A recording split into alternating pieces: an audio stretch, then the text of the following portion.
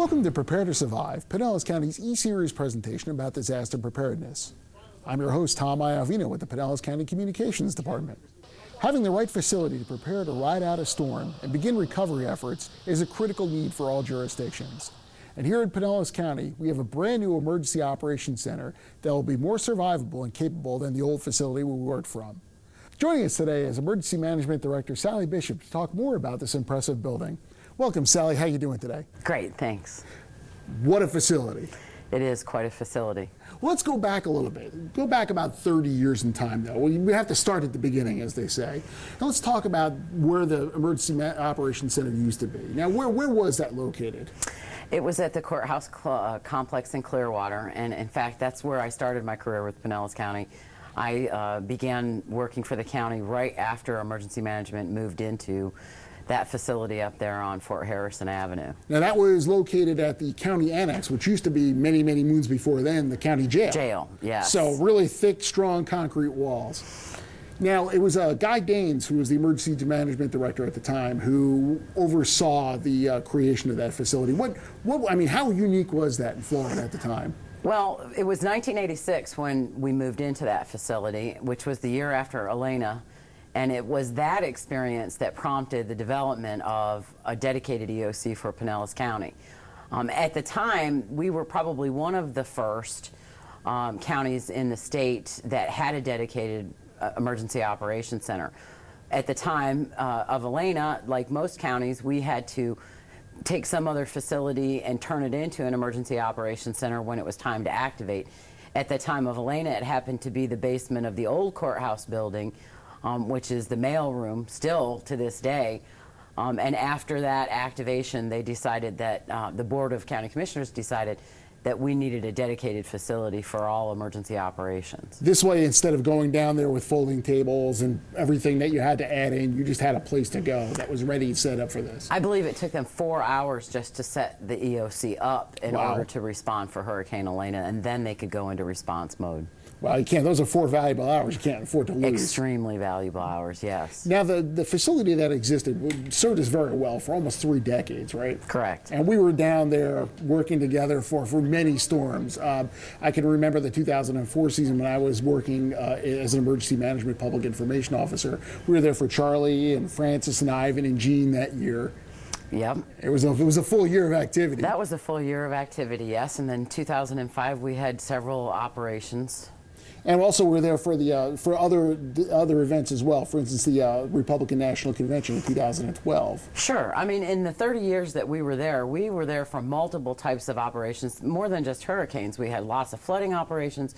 We had Jones Chemical Fire when we had just barely moved into the facility. The Blackthorn incident of the U.S. Coast Guard ship. So lots of different types of operations got worked out of that facility. And it served us well, but as the county grew. Well, first of all, yes, it served us well, but we outgrew it probably within the first 10 years that we moved into it. Having had a dedicated facility, we figured out how to use it well right away. But we obviously made do with it all of these years, and we were glad to have it. But having a newer facility where we now have the room to expand, invite more of the community in, community partner agencies in to work with us is it's wonderful. It's going to make operations, bring a whole new enhancement to our operations, aside from the fact that it gives us capabilities that we never even dreamed of having in the basement of the old facility.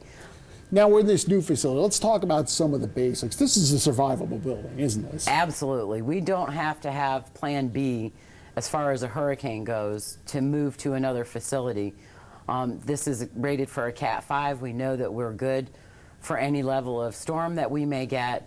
And we have generators to power the entire facility, where in Clearwater we only had generators to power a portion of the facility. Like Clearwater, we have an alternate water supply here, so we can take care of ourselves. We have sanitary storage so that we can still continue to take care of ourselves if we lose all of the infrastructure. So as far as those basics go, like we had in Clearwater, we have similar but better than what we had there.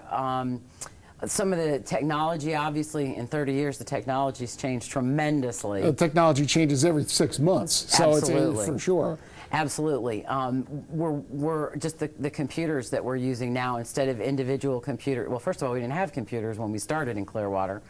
But now the computers that we're using are called thin clients. They're based off of a mainframe rather than having a lot of individual computers. More economical, easier to maintain, easier to change things when we want to change things. We have a lot more televideo conferencing, a lot more capabilities in this facility with that televideo conferencing than we had before. But just things like the breakout rooms in here. We didn't have any space in in our old facility to have meetings outside of the main floor where there's a lot of noise and activity going on. Here we have a lot of space to be able to move off the main floor, hold additional meetings. We're actually looking at utilizing some of those to invite in municipal partners. Oh, really? So they can have liaisons here if they choose. We're inviting in other community partners and other portions of our emergency operations where they had to find some other place to hang out during the storm before. We can now bring all of them into a centralized location during the actual storm. And the best part is everybody could be here together to coordinate the activities a little better. They don't have to worry about the phones going down or somebody's internet connection. Do you have a charged satellite phone with you? Do you have a charged 800 megahertz radio with you? Those types of things. And also, we had a Citizens Information Center in the old facility. Now we have a much bigger, all-in-one room Citizens Information Center in this facility. So all of the operators are together. Our logistics operation is now one consolidated, dedicated space for their operational requirements. We have a planning section in this facility that we never could have before because we didn't have any room to have them in the old facility. So all of those capabilities that we never had in the old facility. You touched on the Citizen Information Center. That's a critical link between the citizens during an emergency and their government, their county government, for information like all kinds of, whether or not they could find their evacuation level or if somebody can come pick them up if they're unable to travel. Sure. It's basically the one-stop call center for citizens during emergencies for them looking for critical information for their needs. But some of the enhanced capabilities that this facility affords us is our 211 system, which I know a lot of our citizens are familiar with. Mm-hmm. They have facilities that are not going to withstand hurricanes, so they're going to have to shut their operation down at some point in an evacuation, but they're going to roll their operation over to this facility and a couple of their people and still be functional and operational and be able to help us with our citizen calls. So it becomes this enhanced citizen operation as far as the telephone, capabilities and what we can provide.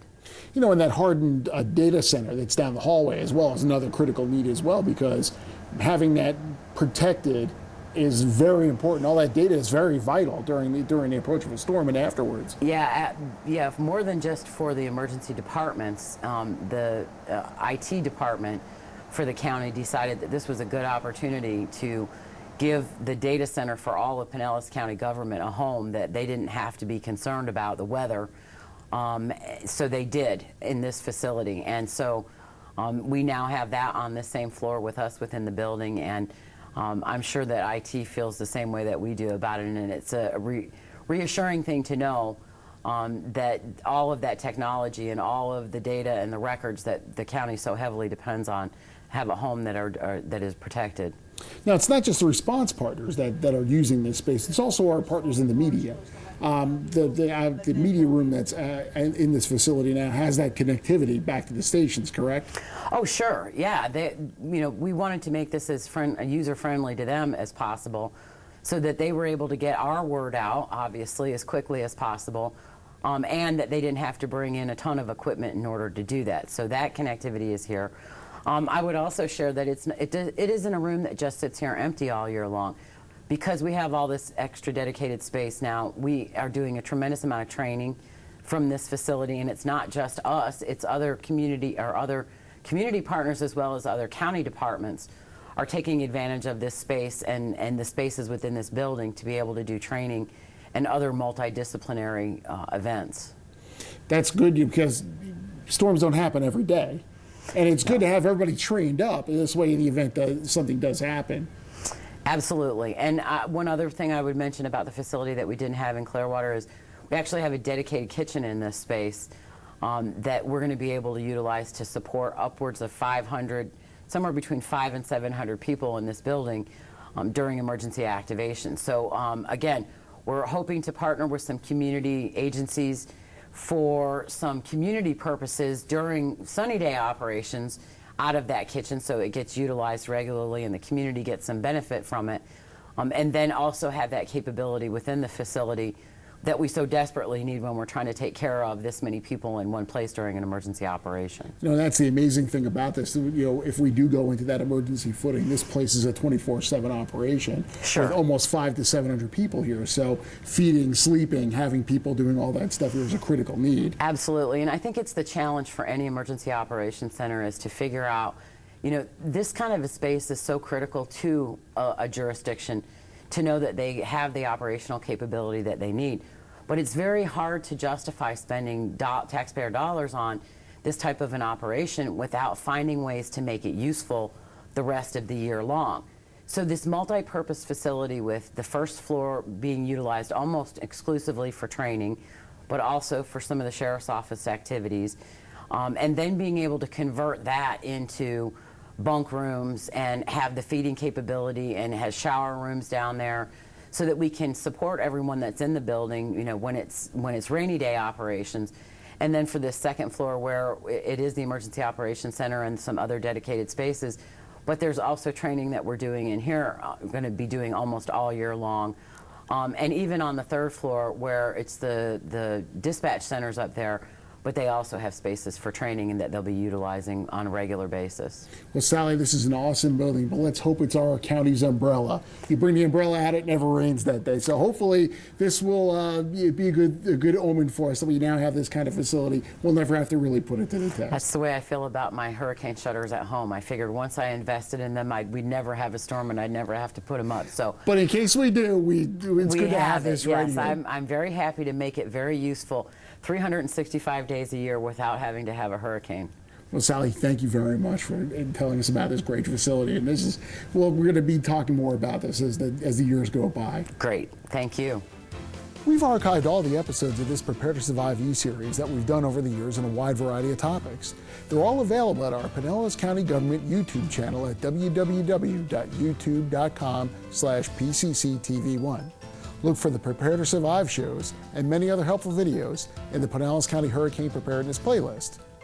If you'd like more information on how to prepare for hurricanes or other potential disasters, visit the Pinellas County Emergency Management homepage at www.pinellascounty.org/emergency. And if you have any questions about today's topic, be sure to email them to ema@pinellascounty.org and we'll get back to you.